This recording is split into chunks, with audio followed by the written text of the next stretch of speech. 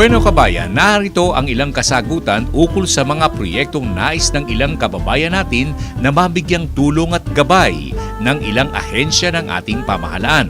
Alam po ninyo, ang isa sa mga tanggapang nagbibigay ng tulong sa mga proyektong naipakikita ng ating alamin sa pananakahan at pangisdaan ay ang BAR. Ang BAR kabayan ay nasa ilalim ng pangangasiwa ni Direktor Nicomedes Eliazar. Bilang katugunan po sa mga tanong na inyong ipinadala sa ating palatuntunan, siya po ang direktor at isang dalubhasa sa Research and Development. SESO ayon po sa kanila at career official simula pa noong 1982 sa Kagawaran ng Likas Yaman at 1986 sa Department of Agriculture. At siya po kabayan, bilang kasagutan din sa inyong mga itinatanong, naging kinatawan ng pamahalaan sa iba't ibang talakayan sa loob at labas ng Pilipinas ukol sa pagsasaliksik sa larangan ng pananakahan at pangisdaan.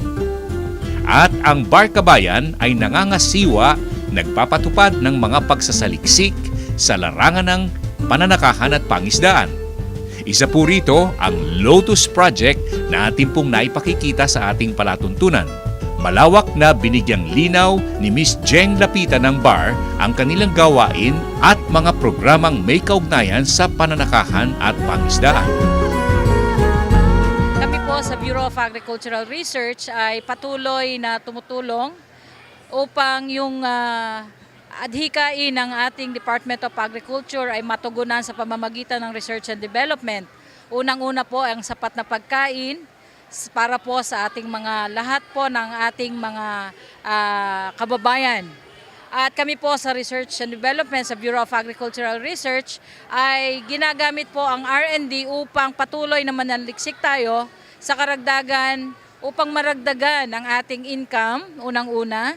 At dahil po upang ang ating mga magsasaka ay magkaroon din po ng mga references, yung mga technology na ginagawa natin sa Bureau, sa Department of Agriculture, sa different regions, ay ginagawa po natin ito upang matugunan ang pangangailangan ng ating magsasaka, pati na rin po ang ating pangingisdaan. In this connection, meron tayong tinatawag na CPAR, which is actually community-based na mga project. Ano po? Ang ibig bang sabihin yung po mga resulta ng inyong research and development sa inyong pagsasaliksik ay nailalapat na natin sa pangangailangan ng ating mga kababayan, magsasaka at mangingisda? Opo, sa kasalukuyan, marami po tayo ngayong nag-a-adapt ng Community-Based Participatory Action Research. At ito po ay nakikita sa iba't ibang rehiyon ng Pilipinas. Katunayan po, marami na po ang sumusulat sa Bureau of Agricultural Research at nangangailangan po sila ng mga ayuda, technical, upang makuha nila yung mga technology na nakikita nila sa different regions. At patuloy po rin ang Bureau of Agricultural Research sa pamamagitan ng CPAR na ipalaganap ito at katunayan po ay malaki po ang naragdagan ng mga miyembro, mga adapters kung tawagin po natin, na kumuha ng technology mula doon sa CPAR natin. At ganun din po, patuloy pa rin po ang Bureau of Agricultural Research na nagsusuporta sa proyektong ito na CPAR natin sa different regions. Alam nyo, sa paglilibot namin, nakarating po kami sa Cagayan at saka sa Isabela, Nueva Vizcaya. There was one project that we encountered, at sabi nila, sana ka Jerry, matulungan ito ng BAR. Ito po yung tinatawag nilang vetiver na ginagamit po nila sa prevention of soil erosion. Pero ito, parang lumalabas sa natural resources. Ito ba sakop pa rin po ng inyong tanggapan sapagkat may kaugnayan po ito sa pag-adapt nito sa buong mundo. In fact, sabi nila 100 countries na nag-a-adapt po nito. Actually, kung tutuusin po, ito ay sa DENR. Kung tutuusin, dahil nga sa environmental issue sa mga to. Subalit kung meron po tayong nakita research and development upang pagpapatubo ng ganitong klase ng halaman, ay pwede pong makatulong ang Bureau of Agricultural Research. Subalit ito po ay pakikipag-ugnayan pa rin po sa DENR. Okay. How do you select yung mga proyekto na inaakala po niyo nangangailangan ng tulong?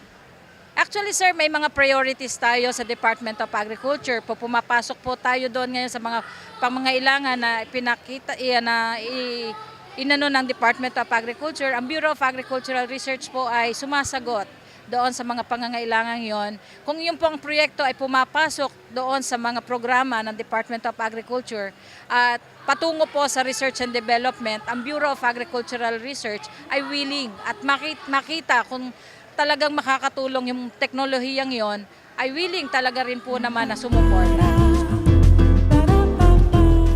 Kabayan, kung sakali pong may mga kahilingan kayo ukol sa mga naipakikita ng ating alamin, makipag-ugnayan lamang po kayo sa ating palatuntunan, sa email, sa telepono o kaya'y sa aming tanggapan sa number 10, Green Heights Avenue, Green Heights Village sa Sucat, Parañaque, Metro Manila. Tanong at sagot sa palatuntunan, ating alamin.